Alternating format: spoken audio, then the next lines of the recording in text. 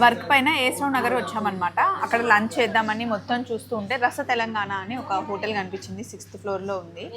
వస్తే మటుకి చాలా ఎక్కువ నాన్ వెజ్ ఐటమ్స్ ఉన్నాయి. ఈరోజు నాన్ వెజ్ తినకూడదు అనుకున్నాం, ఎందుకంటే హనుమాన్ జయంతి కాబట్టి ఓన్లీ వెజ్కే వెళ్దామని అనుకున్నాం.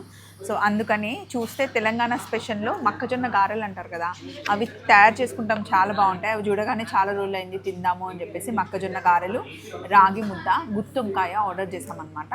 మంచి కాంబినేషన్ కదా. సో రాగి ముద్ద యశు తినదు కాబట్టి దానికోసం నేను పుల్కాలు ఆర్డర్ చేశాను. ఇప్పుడు చిన్నపిల్లలకైనా, మిడ్ ఏజ్ వాళ్ళకైనా అండ్ పెద్దవాళ్ళకి సమ్మర్ స్టార్ట్ అయిందంటే స్టార్టింగ్లో మనకు కొంచెం నీరసంగా డే అంతా డల్గా ఉంటుంది. సో బార్లీ నీళ్ళైనా లేదా సగ్గుబియ్యం జావైనా చేసుకొని తాగితే కొంచెం ఎనర్జీగా ఉంటుందండి. అత్తమ్మ పొద్దున్న అదే కంప్లైంట్ చేస్తే ఇంట్లో కాచి వచ్చానమాట. సో మీరు కూడా ఎక్కువ సగ్గుబియ్యం జావా, బార్లీ నీళ్ళు, కొంచెం బార్లీ వేసి ఎక్కువ నీళ్ళు ఉడకబెట్టేసి చక్కగా రోజంతా తాగితే బాగుంటుంది.